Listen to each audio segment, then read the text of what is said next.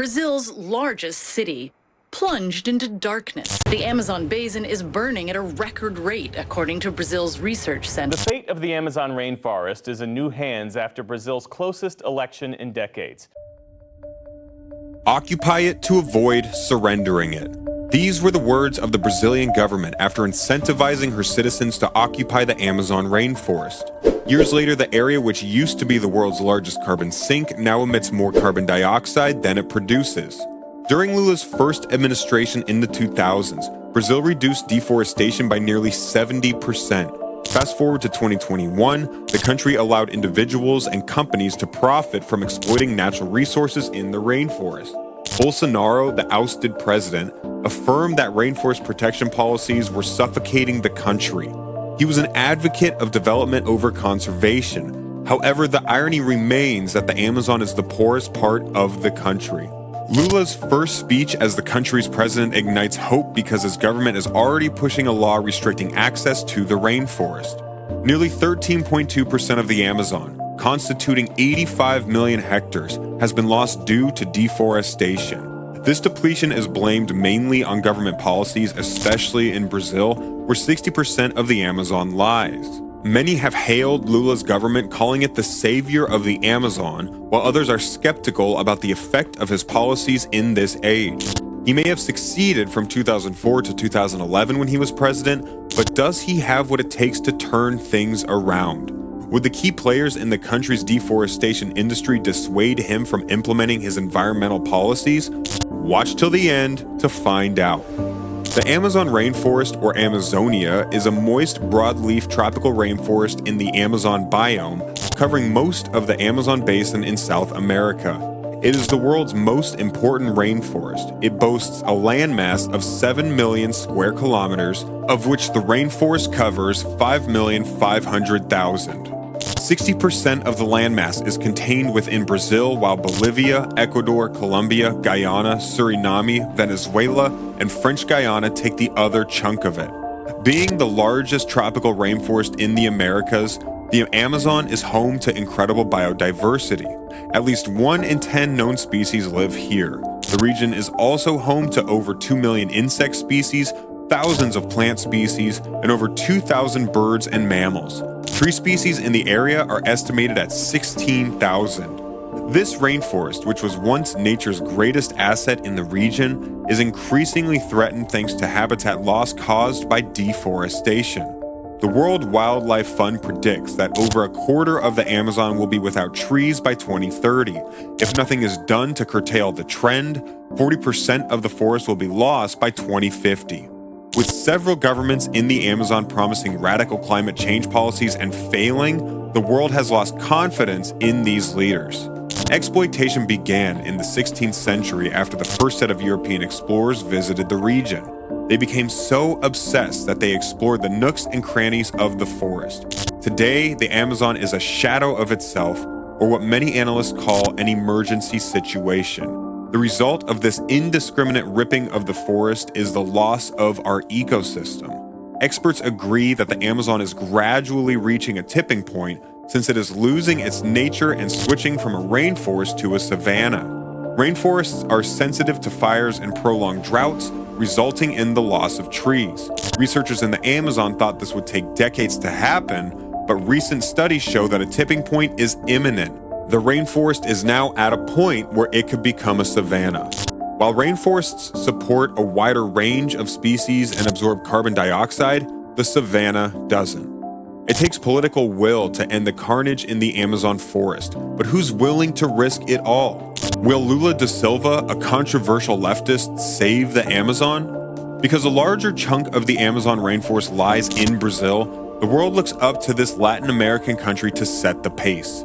When Lula assumed office in January 1st, 2023, observers at home and abroad paid keen attention to his first words on climate change.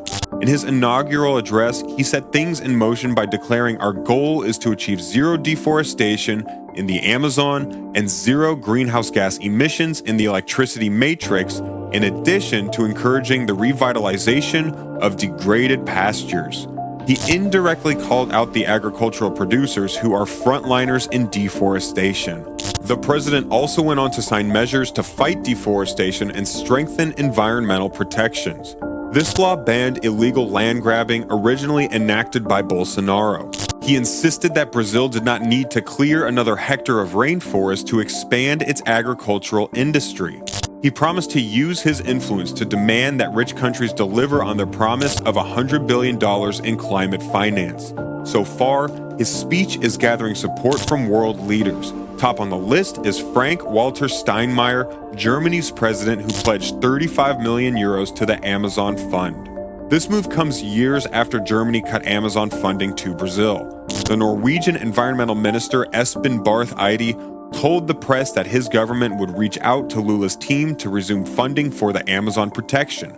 In 2019, the Nordic country turned its back on Brazil, accusing the then President Bolsonaro of neglecting the global fight against deforestation. The Brazilian government established the Amazon Fund in 2008 to mobilize funds to protect the rainforest. After Bolsonaro dismissed the steering committee in 2019, it remained inactive. With the inauguration of Brazil's new president came a renewed commitment to the fund. Lula also promised to update the country's climate goals to align with the Paris Agreement. In September 2016, Brazil signed the Paris Agreement, committing to reduce emissions by 1.2 billion metric tons of CO2 by 2030.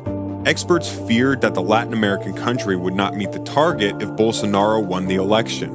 To meet the Paris Agreement obligations, Brazil must restore at least 12 million hectares of forests. However, analysts say Lula may target 17 million hectares. Lula's Workers' Party promised to create green jobs capable of absorbing at least 2 million people in regions worst hit by the effects of deforestation. The remodeling of the Ministry of Environment also reinforces the government's commitment to the Amazon rainforest. His reforms in the department started with the reappointment of Marina Silva to head the controversial ministry.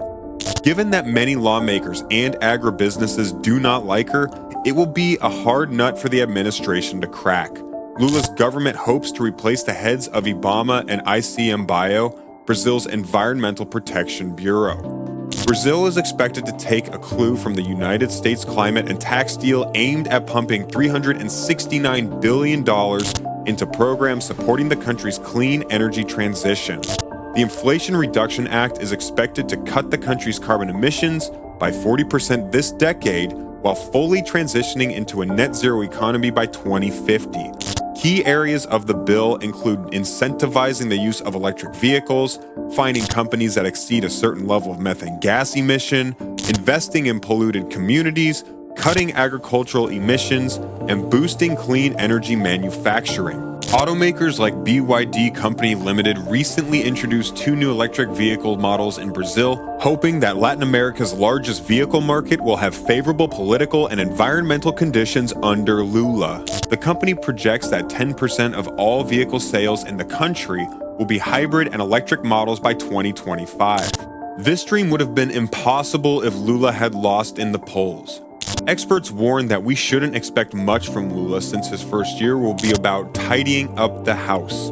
Deforestation may have poor numbers in 2023, as losses are predicted to remain high, but it will gradually take shape over time. Regardless of how long this shift is expected to take, the world is confident in Lula. During his first term in office in 2003, deforestation plummeted by a startling 70%. With his wins at the polls, citizens say the country is taking back its position on the international stage. His first 10 years saw remote sensing technology hover around the Amazon and protected areas significantly expanded. This ignited hope among climate policy makers. However, his critics say he is not the climate change champion we think he is. During his first tenure, he enacted a controversial law allowing the planting of genetically modified soy in Brazil. He also opened up the Amazon to large hydroelectric dams. His actions may have triggered Marina Silva, the then environment minister, to quit. She cited the president's lack of support for her decision. Critics say her resignation reinforces the view that President Lula was more concerned with economic development than conservation. Should we be worried yet?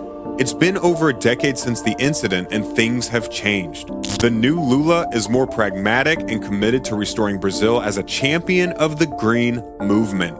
While Lula's environmental policies seem quite promising on paper, he faces an uphill battle in his commitment to halt deforestation in the Amazon. 6 of 9 Amazon states are managed by governors supporting Bolsonaro's Amazon strategy. Since these states depend on federal allocation, they may switch political allegiance.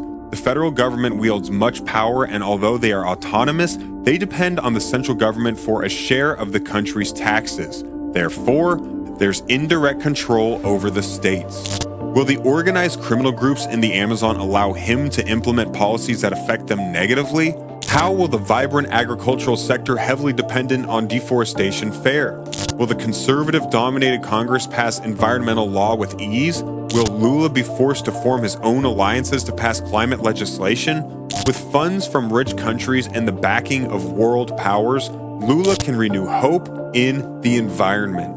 The next 4 years will be a defining moment for Brazil's iconic and mega biodiverse rainforest and the climate health for the rest of the world. Is Lula's election the breath of fresh air the Amazon rainforest needs in 2023 and beyond?